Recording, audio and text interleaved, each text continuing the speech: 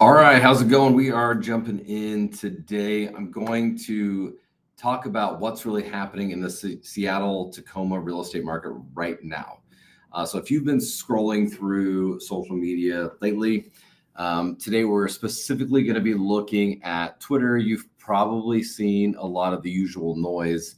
The younger guys saying that rates are too high, the uncle who's never bought a house telling you to just wait till the market crashes, and your aunt how now is really not the time to buy. But here's the truth: the national headlines, they don't always tell us the local story, and the local story here is a lot smarter. It's a little bit more nuanced, and in my personal opinion, it's quite a bit more interesting. So, I want to walk you through three major national trends that just keep showing up here in our market via X or Twitter. I'm going to tell you what they are, how they're playing out, and then what I'm going to do at the risk to myself is I'm going to give you my honest opinion on what's really going on kind of beneath the surface. So, trend one I've been seeing on X a lot in the past 7 days is AI and real estate tech and how it's changing how homes are sold. So AI is kind of taking over real estate marketing, and I don't really mean this in a bad way. We're seeing national companies like Zillow and Redfin. They're beginning to integrate AI pricing tools and copy generation. They've had somewhat of these kinds of things, especially Zillow, but doing better than they have in the past. And here in Seattle, there's a bunch of small startups that are kind of trying to do the same thing. So we've got firms using AI to start virtually staging homes. Now, this is something we've had the opportunity to do in the past, but they're doing a lot better. You're even seeing these companies where they can take the photos of the houses and they can generate full-scale videos. On the lower end, I mean, hell, we see agents using Chat GPT to just write all of their listing descriptions. You'll notice those because there's certain words in there like an overabundance of the use of the word charming or just little things like that. You always know. If you can think of a word that always pops up in a Chat GPT description other than M dashes, drop it down there in the comments. And then there's also these amazing companies that can even predict neighborhood growth patterns. It's pretty incredible. Seattle's tech forward culture means we're one of the first cities where this stuff is, it's really becoming visible. So if you're scrolling through listings and wondering why everything right now really truly looks like some form of a movie trailer, it's AI.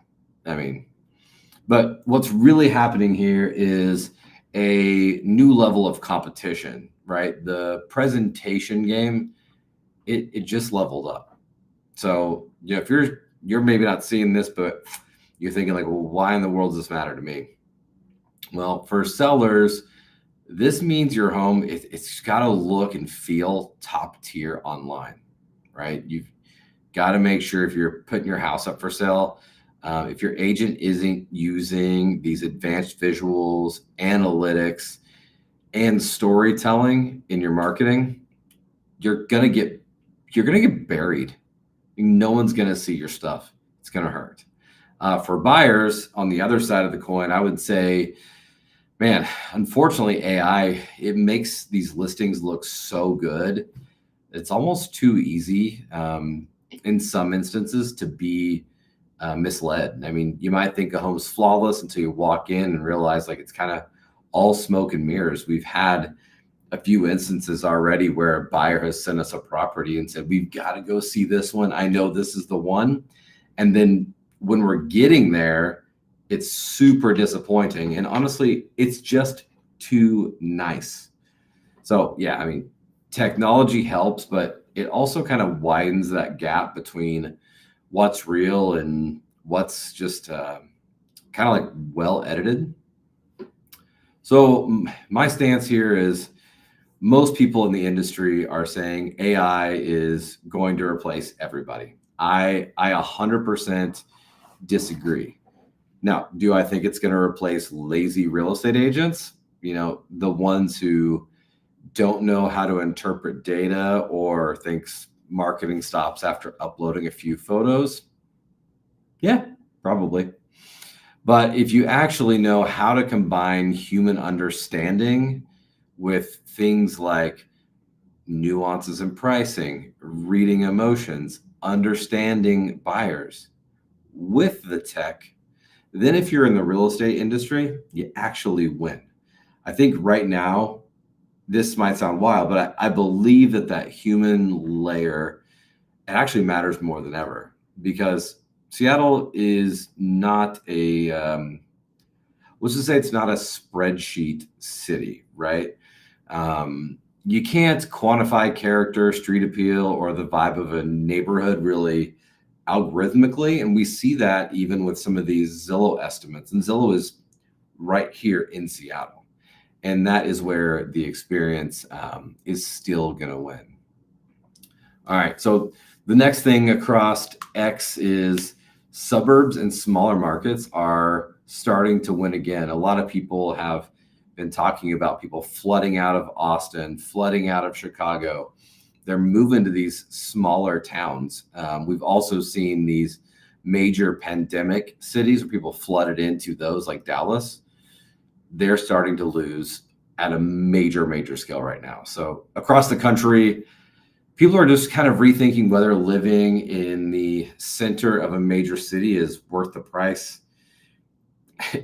For me, is it worth the traffic or the noise? And here in the Seattle Tacoma area, you can see that shift everywhere. These places like Bonnie Lake, Puyallup, Gig Harbor, Sammamish, they've gone from being seen as kind of far out to being some of the most desirable areas in our region. We're seeing just this lifestyle migration. People, they still want access to Seattle's job market, but they're wanting more space. They're wanting newer homes. They're wanting to be in the absolute best schools. And they want communities that feel balanced, because you understand, since the pandemic happened, remote work has made it a lot more possible.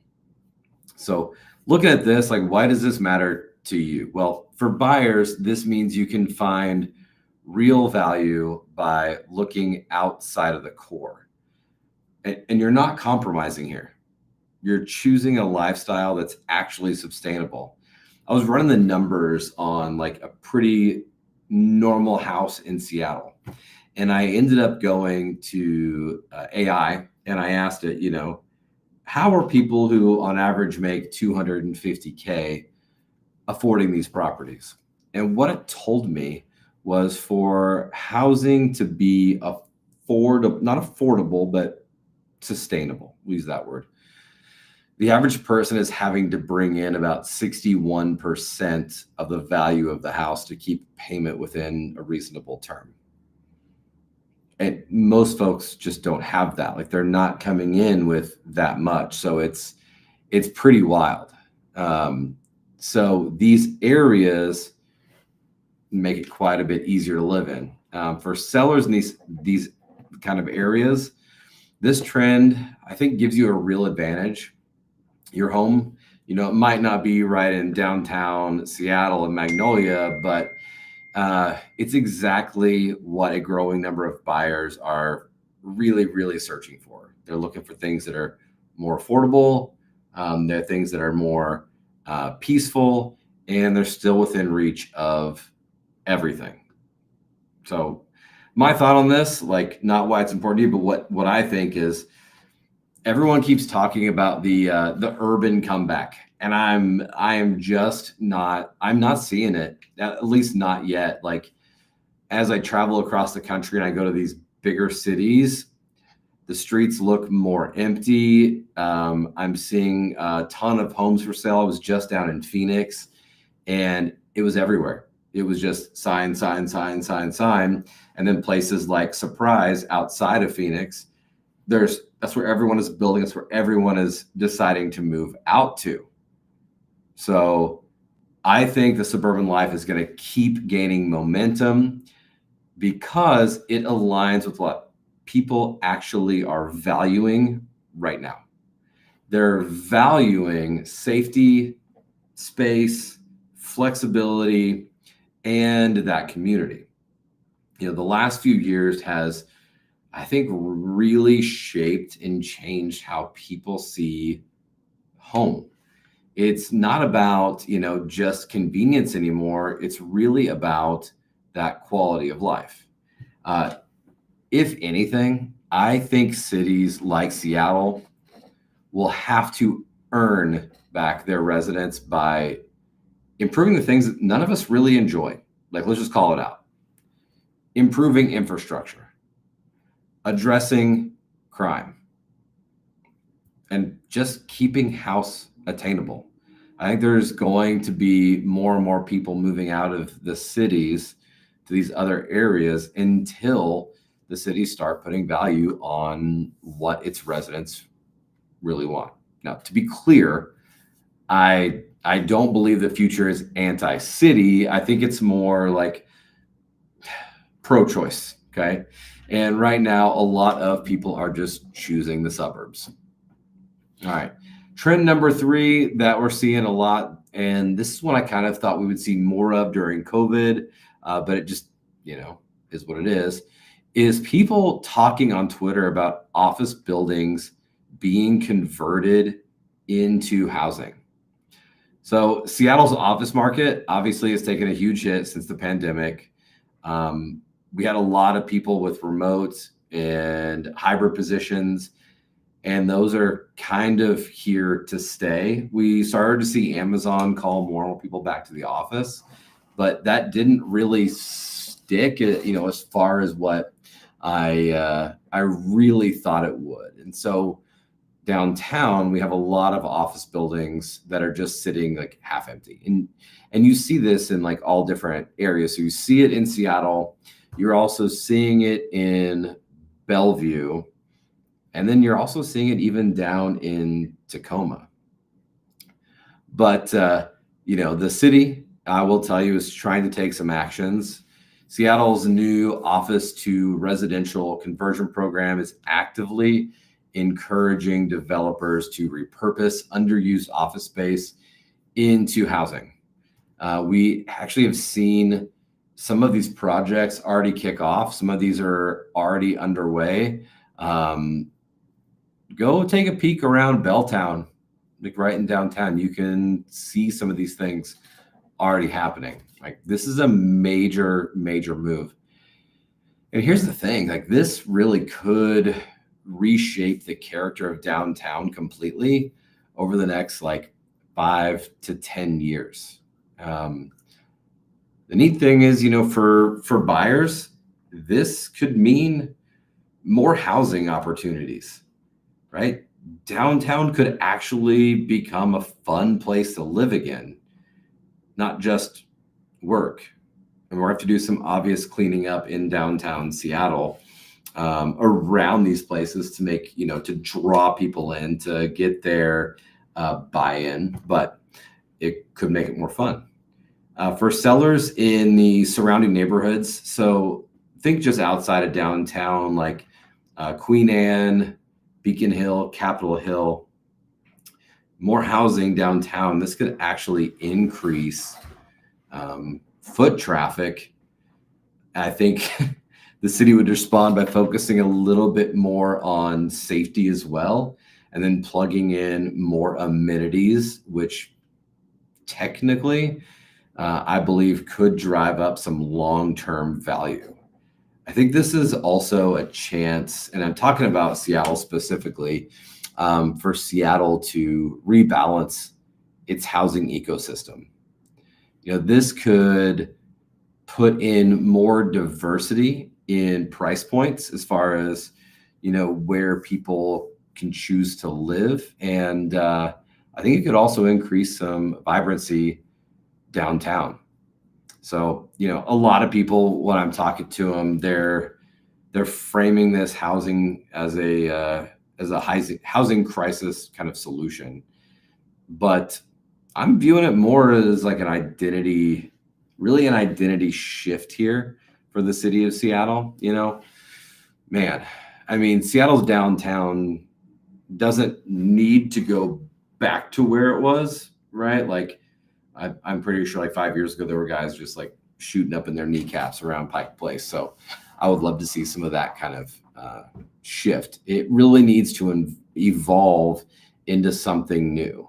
And these office conversions, they could be really just the beginning.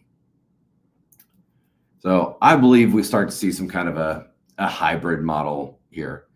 Downtown buildings with kind of this like mixed use flexibility, some workspaces and retail, and then living stacked kind of in one like vertical community, kind of a, like old timey Main Street. You would always have like the pizza shop, and the people that own the pizza shop lived on top of it. I think you could have more of this like new future urban development feel that kind of goes back to that Main Street thing. So the death of the office, it's, I don't know, it isn't really bad news. I mean, I like being in my office a lot. I really enjoy coming in. But with everything that happened during the pandemic, everything that we're talking about here today, I think it's really a creative opportunity. If it's done right, it can make Seattle one of the most balanced, live work cities in the United States. So let's just tie this up together, wrap it up here. AI is changing how homes are sold.